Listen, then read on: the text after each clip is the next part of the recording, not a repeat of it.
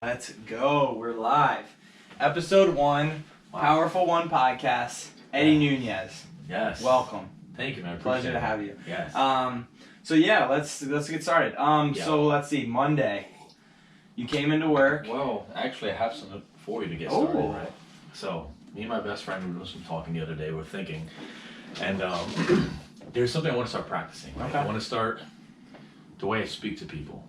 I feel like, and me and my buddy agreed on this, like we're surrounded by so much negativity, the news, social media, like we're just in this vacuum of just negativity. And it's that way for a purpose, designed that way, right? Like the news gets ratings from something negative. If you say like a firefighter saved a cat, it's kind of like, oh, cool, good for that guy. Sure. But, you know, you talk about the radical right or left or Antifa or the alt-right, just like, oh, watch that, oh, and they get angry. Anger is such a strong emotion, you get so much out of that. You know what I mean? Same with like Twitter and Instagram, like it's designed to piss you off. Right. And we figured this out when I was telling my best friend, like, dude, I've been getting really mad at this whole, concept behind like the gender identities. And he's like, you know why? I'm like, why? Is it because the video that you saw was put there for you to get angry? It's like it's designed to piss you off. That's how you get more users, more interaction. Negativity drives interaction. So I'm like, wow. So what my point is saying this, I want to start getting us all in the mindset of being positive, right? So I have a question for you. What was the highlight of your week? Highlight of my week? I'm going to be honest, it's going to sound cliche, but when you came in to Rockwell and we went and got coffee, we had the powerfulest conversation. That was the highlight of my week. I appreciate that. Yeah, man. for real, dude, for real. That's awesome. So like, you see how you just turned your head and you thought real quick. Right. See, like we don't ask each other enough questions that drive thought. Where it's only in this country, you'll say, hey, how you doing? And the response is, hey, how you doing? Right. That doesn't make sense. Right. There's no thought there. Yeah. It's just automatic. Everyone's on autopilot. Right. Exactly. Got to break the autopilot. So, like, how was your day? Good. No, that's why to break the autopilot, ask, what was the highlight of your week so far? Add so far if it's on a Tuesday, right? Gotcha, yeah. Or if it's on a Monday, like, what was the highlight of your day so far if the day just started, right? But like, that right there will get you to start thinking. Like you just did. You went through your head real quick, like, what did I do all week? And you're like, this came up to your mind, right? And another thing, too, when you're thinking about this, like me personally, I ask myself the question, when my friends talking about this, I'm like, what was the highlight of my week? I feel like there were so many cool things that happened. Yeah. Right? I wanted to choose the conversation I had with you. I wanted to pick, me looking into vacations for late October, like all these things. I'm like, but you know what? I think the highlight of my week was writing my mission statement. Ooh. And why I chose that was because that has long-lasting impact. As long as there's a result there, right? Like what you just mentioned, there's a long-lasting impact here. We're here. We're doing this. It guided your thought. You ordered a new book online. Like it has an impact. You could have said like, I don't know, train this new client over at the dojo. I mean, that's short, satisfying feeling right there. But like, is that going to carry on later on? For sure. This will. Just like me starting my mission statement. Exactly. Which I give credit to you. Hey, I was going to say, I gotta give you the credit, man. Come on. That's the truth, man. Yeah. So, I want to start off with that, just so we can get the crowd here understanding just where we're gonna go with this conversation. Just it's all about your mindset. Yes, exactly, 100%. So I'm glad we got to get that out Sweet. of the way. Yeah. No, I appreciate that. Yeah. But yeah, man. So on that note, we met up Monday. Just one of those coincidences of the world. Like 2 minutes later, you'd have came in, I'd have been gone. Right. Instead, we go have some coffee. Yeah. Have a powerful conversation. We were chilling for what, like 2 hours? Dude, it was about it was a good amount of time. Man. Yeah. So and literally planned. Not planned. Just and that's the thing. Like, there's no format today. We're just gonna talk and whatever we talk about, Yeah. Just like a coffee shop conversation. Just like a coffee shop. And that's what happened. And we were at the coffee shop, and I go, man. I was like, people need to hear this. Yeah. We were just talking about such powerful things. We were just one thing to another, segueing in. And I was like, people need to hear this. We need to get this on a podcast. Yeah. And we were like, all right, this week, before you go away to Jersey, this week we're going to need a podcast. I came home, set this shit up. I don't even know if this is going to be right, but I mean, this is what we got. It's funny. You're doing this. Yep. I'm home, picking up the book again, doing some reading, guiding my thoughts on the laptop, just kind of making my own mission statement. I was just so motivated, Yeah, exactly. No, I went home and I was like, it's gotta do something productive. Things like this are important, man. This podcast or this conversation, because this is a force multiplier. So people that are gonna listen to this are gonna be like, you know what? fuck, I'm kind of motivated. I'm gonna go ahead and do some stuff too right now. You know, that's how it is. So like we had the conversation, it motivated me to go continue. Right. You know, so now I'm holding myself accountable to continue doing what I want to do just for this conversation. Yeah, man. You know what I'm saying? Yeah, yeah, for sure. So awesome, man. So yeah, I just want to get started. So let's do quick background. Give people who like, let's say 1 minute of who Eddie Nunez is. Yeah. Just give a quick background. People who never met you, don't know you. If I had a Wikipedia page, how would it start? Yes, exactly. Give me the brief the 1 minute. Wiki, yeah. So born and raised in North Jersey, right outside Manhattan, New York. Very, very urbanized environment, right? Like the concrete jungle. No front yard, no backyard, just concrete. You know, high skyrise buildings. There was just gasoline, like fumes. That's how I grew up. You know, public school systems from K to 8th grade. Same through high school. Went to college out there as well, Montclair State. Okay. And then from there, I did where I'm at today, my career, right? I'm a career in the Air Force. I'm an Air Force officer. I'm a captain right now. You know, I studied political science, got my degree, got my commission. Waited about 1.5 years before active duty. So I humbled myself with working construction, working security, handing out free samples in Sam's Club, like humbling jobs. Yeah, you know what I mean? For sure. Working in a country club, like catering. It was so much before active duty. All of that really tied into who I am today, right? We'll get to that eventually. Yeah, for sure. I was going to say that. Oh, yes. So those experiences, whatever, made me a great officer that I am today. I'm right now in the transition of getting out. I have 2 more months left on active duty, and the future right now is kind of uncertain. I'm excited for it. It's exciting, you know. I know good things will come, right? This universe does. It's exactly. You call it, it'll come to you. Right, for sure. Yeah, man, that's pretty much my spiel. Just real simple. North Jersey, right in the concrete jungle. Public school systems, college, graduated, Air Force career, all over the States, deployed twice, and I'm here today in Maryland. Yeah, man. Cool. So on that note, let's start. I mean, where do you want to start from? Anything? Is there anything that you off the bat want to talk about? Yeah. The person that's telling makes the best coffee. Yeah, for the viewers out there. You gotta grind your own beans. That's the key, man. You can't. I could get into it. We'll do a whole episode on food and coffee for sure. But yeah, man, grind your own beans. We got the pumpkin spice. It's fitting with the time of year. Yeah. Yeah, a little side plug for side plug for I like coffee specials. All right. So I have the book that's been guiding me, right? Yes. Stephen Covey. So the 7 Habits of Highly Effective People. All noted up, by the way. Yes. Your books. All notes, because this is for something like this, you can't just read through, right? You have to take notes. You have to actually learn what it is. This is a whole concept of thinking, whole new way of thinking, right? So there's some stuff here highlighted I'd like to go over. Just help us with our own mindsets. So my first 2 sticky notes in the front are 2 words: responsibility. Really important word that I think a lot of us take for granted and don't really understand what it is. And so responsibility is the ability to respond. You know, so you hear a lot of people, you know, politicians or someone who's just doing wrong. I take full responsibility for my actions, and then nothing happens. Right. So you didn't take responsibility because you didn't respond. You know what I mean? Yeah. Huh. So it's like, never thought about it like that. Yeah. So every time you hear someone say, "I take full responsibility," your question to them should be, "Okay, what's next?" Because typically you just absorb them and say, "All right, cool, yeah, he atoned for his sins, he or she, whatever, took responsibility." No. What are they doing differently now? Right? So a lot of these sex scandals. I take full responsibility over my scandal, then they repeat it. Right. You know, so you didn't really respond. You have no ability to respond to what you're doing. That's key, man. Taking responsibility. So I always think about that when I'm doing something, right? I consider myself a responsible person. I have the ability to respond to things. So right now, I want to finish my master's. Right. I was being irresponsible. I was lacking the ability to respond by just sitting there. I was not doing anything. I stopped taking classes in 2016. I got lazy. I was like, you know what? Whatever. I'm tired of writing papers, tired of reading. I need a break. Yeah. Fast forward, 3 years later, I'm like, literally last night, I'm like, you know what? I'm not being responsible. I got to step my game up. So I get on the laptop, I get onto my account, and I see I have a hold. I'm like, I can remove the hold by pressing submit to this application. Right. I'm like, I don't know if I want to do that. You know, like, I'm a little nervous. And I'm like, why am I nervous?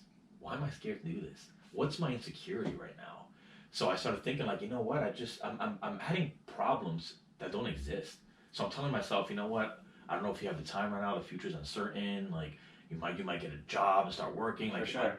But that's a non-issue. Yeah. Just do it. You know what I mean? Our problem here is just like we put problems for no reason. Yep. So I press register.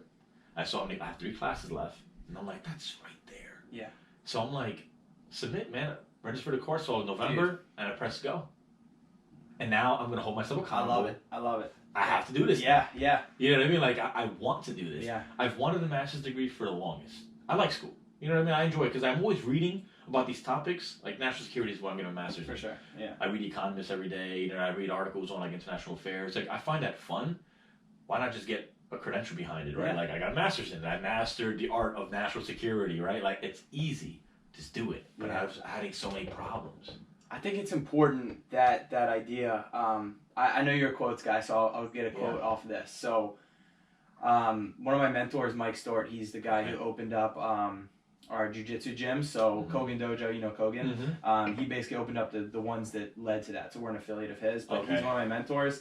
And he has a quote. I don't know where it comes from, but it's imperfect action is better than a perfect plan.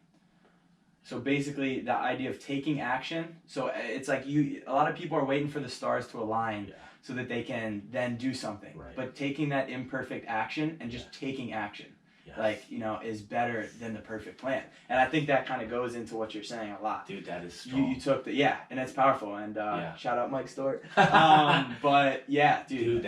There is no perfect plan. There isn't, man. You can't, if you're going to wait all this time for the stars to align perfectly, you can be waiting your whole life. Yeah. That's crucial, man. I'm glad you said that because I'm literally an example right now of that. Goal. Exactly. I have 100%. I have no plan. 100%. Yeah. You just got to start, man. Just start. There's a quote. Just start. Yeah. I got another quote for you. I'm gonna butcher it because I haven't memorized yet, but it's and it's a common quote. I'm pretty sure you probably heard of it. I get the nature of it, but it's a 1,000-mile journey starts with the first step. So it's like it's a long journey to get this master's, whatever, as an example. Exactly. But you start with just pressing register. Yeah, man. You gotta start somewhere. Yeah. You have to, man. So it felt really good. I got a little anxious. Man. You know what I mean? Why am I feeling anxious? And that's why I practiced my mindfulness we talked about. Which we'll get into that. Yeah. Oh, yeah, we need to. It's big. So I was feeling all these weird feelings of why is my chest tight? Why am I nervous? What's happening? And then again, it boiled down to like insecurities and like, what am I insecure about with this specific situation? Right. Like, you know what? It's because I think my grammar skills aren't all up to par for a master's student. That's what I'm afraid of right now. I don't know if I'm good enough, and that's the wrong way to think. Like that, I'm making the worst statements right now. I'm not good enough. No, I am good enough. Yeah. You know what I mean? And so no, I spoke to the girl I'm dating, and she always centers me, right? I think she's great. So she I told her about my fear, and she was like, dude, like, are you serious? She was like, I love texting you because you have grammar skills, like you spell your words right, like you use proper punctuation, like you're good. And I'm like, you know what, you are right. And she's so empowering. And I'm like, it's important. I was just because I surrounded myself with my last job. I was surrounded by geniuses, man. You know, and like a lot of them were reporters. And I'm like, wow, like what? I watched the way they write. How did they just write so well? You know, I'm like, I can't do that, but you know, I could. You know, the word. We're gonna talk about words too. Word choice is important. Yes. Can't. I wanted to get into can't. And I have highlighted out here proper words to use. Yeah. We'll segue into that next, but absolutely. Cut out words like I can't. Right. You can do anything. So after the conversation with her, man, I just started to feel pretty empowered. I'm like, you know what, I'm excited for this now. So got my laptop open. I'm looking at my past papers from my other courses that I took. I'm like, you know what, I got straight A's. GPA is 3.7. What am I afraid of? You know what I mean? Like, I'm fine. Dude. I gotta stop. So, yeah, man.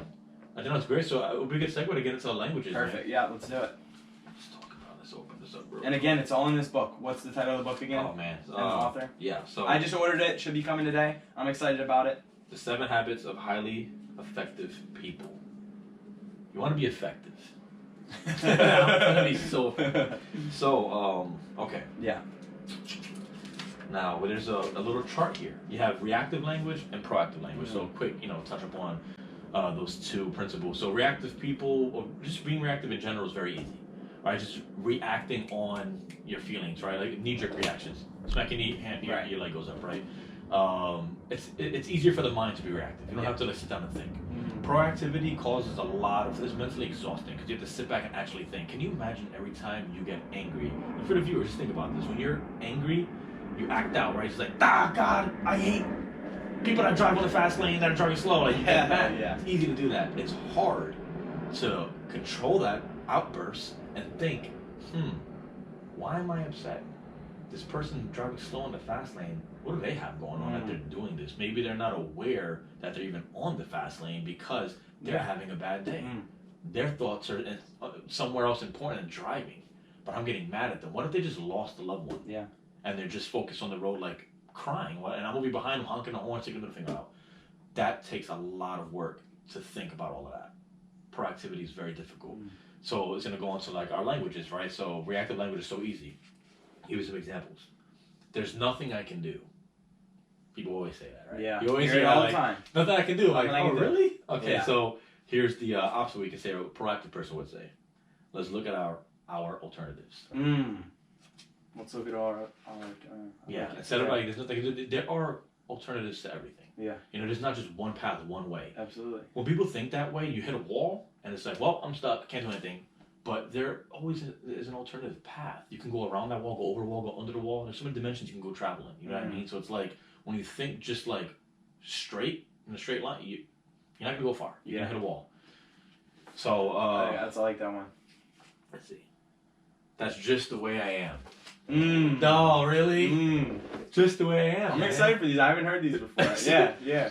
So, and you're like, you hear this all the time? Every day. I'm guilty of it too. Yeah, I mean, we're not perfect. Right. It's, yeah. Like, you know. But I have noticed when you do it, you catch yourself, which is good. It's just getting to that point of the self-awareness. But it's kind of like working out.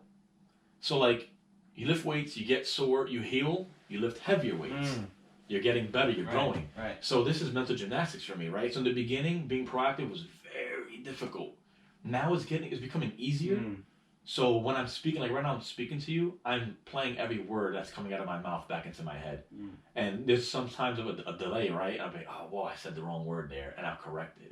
You have to correct it so you can get into the habit of doing that. Exactly. Eventually, I won't be correcting myself because I'm just going to say it the right way the first time. Right. You know what I mean? It's working out. Yeah. So let's see. So let's hear that alternative to this one. All right. So that's just the way I am, right? That's just the way I am. I can choose a different approach. It's powerful. You can. So it's like people that are impatient, right? They're just like, oh my God, this is taking forever. I can't do this. Why are you this way? I'm just the way I am. Let's try a different approach here, right? Let's take a step back and think of the situation. What's going on? What's the roadblock here that you're so impatient about pushing over? Right? You can get over it.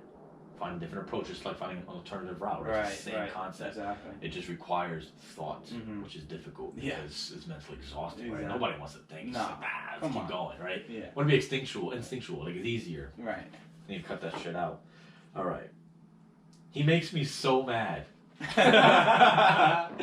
Well, tell me why he makes you mad. We probably hear this one a lot. Oh my dude, all the time. Yeah. Parents. Yeah. Significant others, friends. Like, he makes you so mad. Yeah, I hear this one a lot. So what's the alternative? I control my own feelings. Remember when I told you in a coffee shop, when someone gets you angry, they have full control of you. Yeah. Because when you're angry, you're not in control. It's a reaction. You're reacting to somebody else. Right. To be in control, if I said something that like pissed you off, if you reacted with anger, I won because now I changed your mood from happy to mad. Yeah. I'm the winner here. Right. I'm the puppeteer. You know, you're my puppet. I don't like that. Nobody's gonna be a puppeteer, right? So what you would want to do is control that anger and just take a deep breath, be mindful of it, of your feelings, and just say, all right, this guy's an asshole. You know, that person just is misguided. Yeah. Whatever. Keep going. You know, and I go through it all the time, and we work on the same gym. We see individuals that are like upset, you know, and we can let them get us angry about looking at them and vibing off that energy. They're in full control. Yeah. Don't let them win. And then you'll eventually take over control and fix them. You know what I mean? Like, that's when, yeah, that's powerful. And that's something that's so easy. When somebody with a negative mindset or says something negative, it's so easy to then, you know, have that consume you and be negative. Yes. So I think to be able to squash that by whether it's reframing the words or you know, being able to help that person. I think it's important. Like I said earlier, man, negativity is so much easier to like act on. It's reactionary. Exactly. It takes no effort. You just do something. Yeah. You know what I mean? For sure. Let's see. They won't allow that. Oh, I'm interested to hear the other one for this. Right? They won't allow that. So it's I can create an effective presentation. So it's pretty much you're taking control. Gotcha. Right? Like, the key word there and the reactive language was they, right? That's implying someone else is having power over you. No one has power over you, man. You can control the narrative. Don't let the narrative control you. You control the narrative. You know, so create your own presentation, fix it. You know what I mean? Like, it's a hard concept, you know, because again, it's easier when, you know, a boss, for example, says, no, you can't do that. Oh, well, they won't allow me. You can fix that. Clearly, they have the rank, they have the authority of the boss, right? But there's a way to be tactful here, right? You talk about, like, you know, sir, here's some options here. You know, I get you don't want me to do this, but here's the consequence to that action. You know what I mean? Like, we can go ahead and go that way, that route if you want. You know what I mean? You're the boss. Or we can give them alternatives. And then eventually they see the better route. They're like, oh, man, you know what? I take it back. You can do that. Oh, cool, thanks. Who just won that one? You know what I mean? And I'm noticing right now as we speak, I keep saying who won. It's not about winning or losing. You know, it's more about just like what's right and what's wrong. Yeah. Right? Like what's better for you, what's positive. Exactly. You know? Yeah, I think that's just the way. Yeah. But we got to get out of that mindset as well, like win or loss. Like it's not about that, man. It's like then you start thinking like I don't want to be the loser in a situation. Like sometimes like that's not a wrong thing being the loser. Right. It just it has a bad connotation. Yeah, loser, for sure, right? for sure. So let's try to change that as well. We'll change our diction. Just bring it full circle. I have to do that. This is I can tell that sigh right there. Yeah. We talked about this one. This is this is a big one. I think this and the can't are probably the ones I hear for sure the most. It's so I have. It's like you don't have to do anything at all. You are in full control. And this has to do with like consequences, right? Like we always think about the consequences. Well, not always, but when you do, people we fear like taking risks, right? We don't want a consequence, so we'll say things like "I have to." I'll give you a good example. What I just said, right? Going to work. You'll say, "I have to be on time." No, you don't have to be on time. If you're late, you'll get fired. That's the consequence of being late, right? So you don't accept that consequence. What are you gonna do? Show up on time. Right. So you don't have to be there on time. You want to be there on time. Right. Why do you want that? Because you want the other consequence, a paycheck. Versus, I have to be. So when you're saying I have to, it's gonna make your mornings more difficult because you're gonna wake up like, oh. Yeah. Versus I want to go to work because I'm happy at work. I get a paycheck, I meet people, whatever. I love my job. Right. Even if you don't like your job, just changing your words. Yeah. I want to. Yeah. So let's just bring it down a notch. What are the only times, the only things you have to do? Yeah. You have to breathe. Right. You have to drink water. Right. So you got to get out of that mindset, and it's like we talked about that. Right, and we can even be silly about it too, right? If you really want to become completely extreme and like never say have, right? Yeah. You don't have to drink water or breathe; you'll just die. Right? I see what you're saying. We don't accept that consequence. So when you don't accept it, you act upon it. Be responsible. Have the ability to respond. Right. So I'm going to be responsible, and I'm going to eat so I don't die because I don't like the consequence of death. I want to.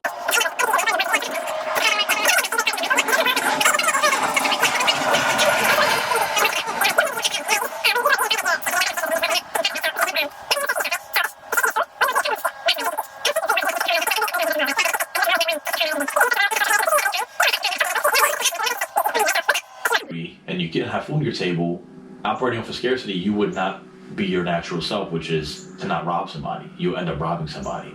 So what does all of this mean? We need to cut the words out like need. Right. You know what I mean? You don't need, it would be funny, you do need food to live, right? But if you're telling yourself this, sitting down at your dinner table like, I need food, I'm gonna go rob somebody. No.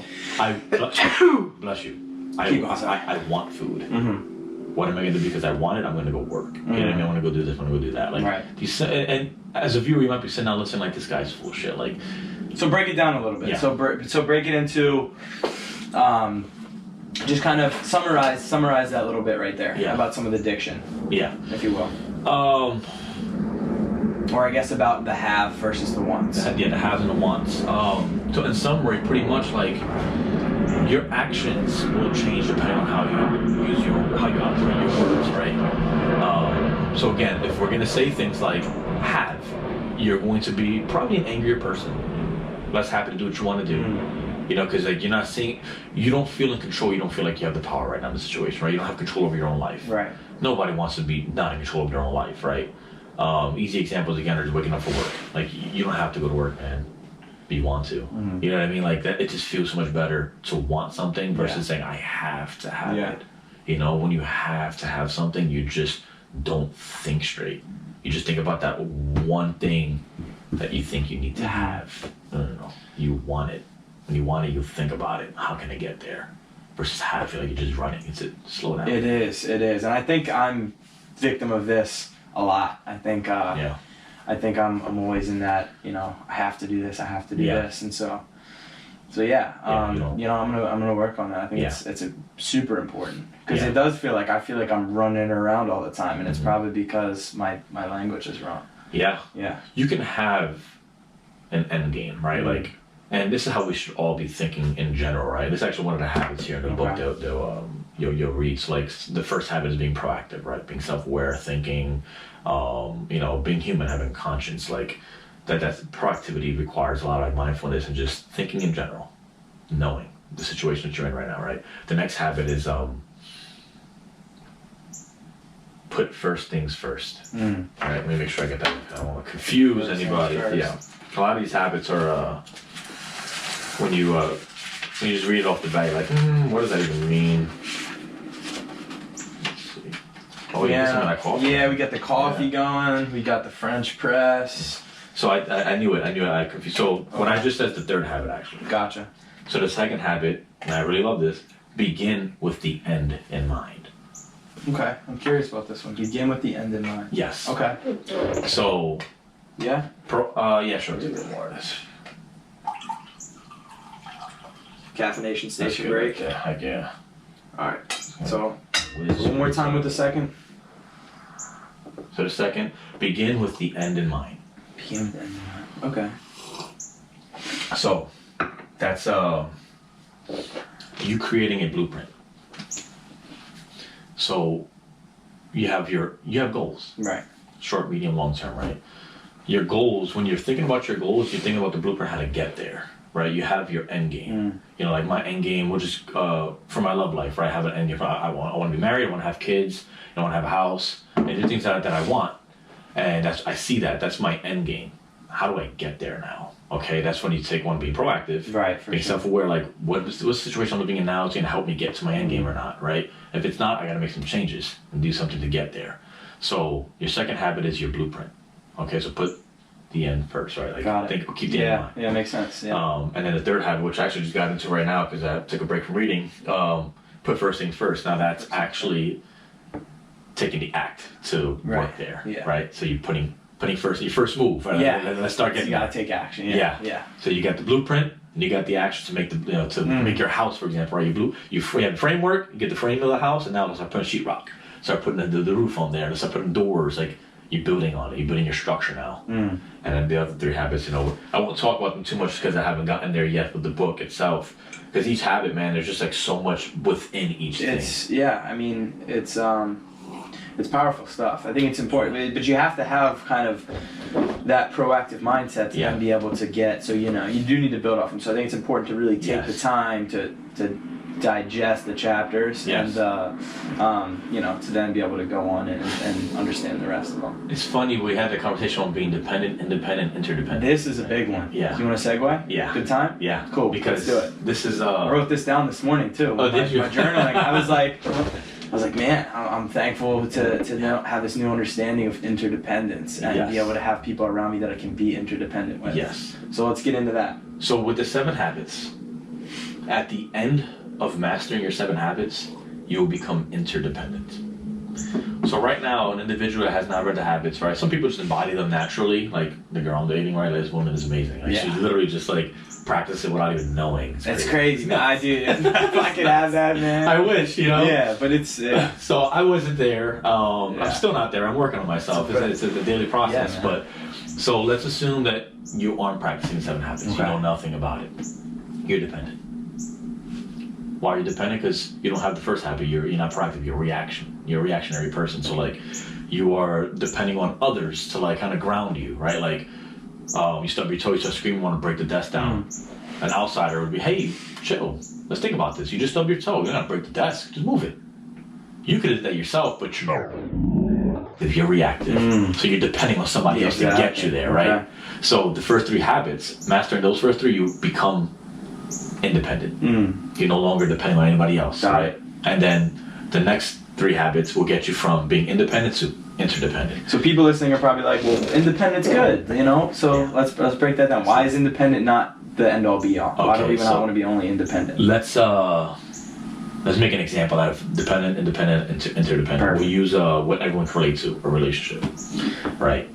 And relationships don't necessarily mean like boyfriend, girlfriend, boyfriend, boyfriend, and not a just love interest, right? You can have relationships with like your parents, right? Like you can just, relationships don't mean, you know, strictly just love, you know, in that sense. So I'm going to use the example of me dating somebody.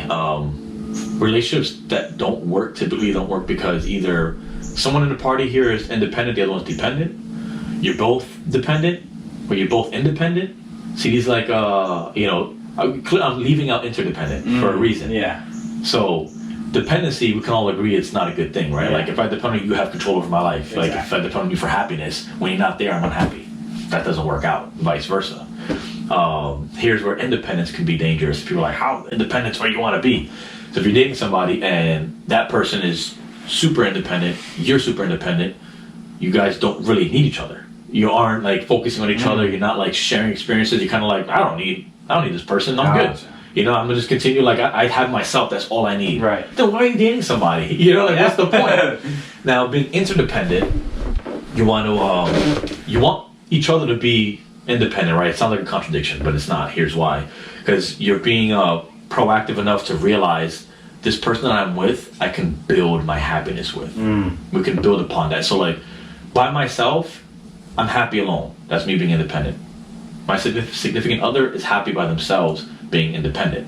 Now, together, because we're so proactive, we're self-aware, when we're together, we're happier. So we're happy alone, but we're happier together. We are interdependent on each other. So it's a force multiplier. When we get together, we just exude happiness. You know what I mean? Like, your income is $100,000 a year, my income is $100,000 a year. I can buy a lot with $100,000 a year, but with my partner, we're making $200,000 a year. Now we can get together and get a house. You know, like we're just like, again, a force multiplier. We're just multiplying that happiness, multiplying our money. Like everything together works together. It's togetherness, you know. But we can't be interdependent if one of us is dependent. So how do you find? I know a lot of what we touch back on is that kind of self-awareness. So I do want to eventually backtrack and get into how one attains, one who's listening gets into that, is able to attain that. But how do you, let's say you're in a relationship, and how are you able to see this? You know what I'm saying? Does this make sense? Yeah. It seems like you're leading to the point of being mindfulness. It's something one has to practice. It's very difficult, being mindful. What does being mindful mean, right? Like getting in your mind, you know, like understanding understand your feelings. We all feel emotions, but most of us do not take the time to actually think about that emotion, right? Like, why am I sad? Right. Why am I angry? Right. Ask those questions. So to your point, how do you bring that into a relationship, right? If we have a disagreement or something and I get angry, you know, and I was a victim of this, I'd be reactionary and just like, you're an asshole, and hang up. Solve nothing. You're angry, I'm angry, we're going nowhere now, we're probably gonna break up. Being mindful of my anger, my feelings, now I have to ask myself, why am I feeling this way? What caused this anger? So instead of being reactionary, be proactive here and have a discussion. I don't argue with people, I don't like to argue. I want to understand you. Because we all live in different realities. Right. And that's another concept that's hard to understand. Yeah. Like, what is reality, right? Like, we all, funny word, personality, right? It's your personal reality. So we all have different personalities. See, I like how you break down responsibility, personality. It's the way I think about these words is not how. I definitely have to give credit to my best friend. Shout out to Marino Durant. Like definitely, he has guided me thinking this way. And it's like I was just like you, man. Like these are the words you hear and you keep going. Yeah, man. It's like, you know. But what is personality? We all have a different personality, right? Some people are happy, some people are angry. That's just their personality. That's their personal reality that they're living in. So by definition, we all have different realities. We all have different personalities. It matches, right? It makes sense. So it's like, with that in mind, when you're having a disagreement with somebody, you need to understand that they live in a different reality than you. So it's not about who's right or wrong, who's going to win or lose here. It's about getting together, understanding each other's reality, becoming one, right? So when I argue with somebody, or I feel an argument brewing up, I'm like, I don't want to argue. Let me understand this person. So like, why do you see the things that you see? Why is that you're viewing it this way? You need to take a step back and listen. Don't interrupt. Don't try to finish your sentence. Don't cut them off. Actually listen. Active listening is difficult because it requires brain power. But take a step back and absorb every word that's coming out of a person's mouth, right? After doing that, you can take the step to actually get into their reality. You can think about, all right, so that's how they see things. Okay. And once you see that, you can start to see yourself where there's a conflict here. Create a bridge so we can go into each other's realities, right? So now I'm going to explain myself. Here's how I see it. So you're not wrong and I'm not wrong. That's your view. This is my view. Now let's compromise and figure out a way we can live with each other, right? Because like people are going to disagree. It happens, like just our personalities, right? Like we have different realities we're living in. So it's like, but you can create bridges and that's called compromise. Go back and forth and just kind of like keep going together. So how does somebody get to be an active listener to start? Because that's something that's super important with relationships. It seems like if we're having a conversation, you're talking, I hear something that catches my attention, all of a sudden I'm just thinking of that. So to be able to get there, how do we first be able to be an active listener? So everyone has their own way to go about this, right? Like my best friend he has his method and I'm kind of trying to mirror it because I think it's interesting. When he's having a discussion with someone, he'll like literally take his hands, like you won't see it because like maybe doing what I'm doing right now. Right. And like, so as we speak and like my thumb is up, that's number one. Like, what's the number one? It's a point that you said that I wanted to interrupt, but I'm not. I'm going to absorb it and keep this finger up. You said another thing, so my other finger's up now. So when you finish saying what you're saying, I have two fingers up. Now I have to guide myself. Why did I have these two fingers up?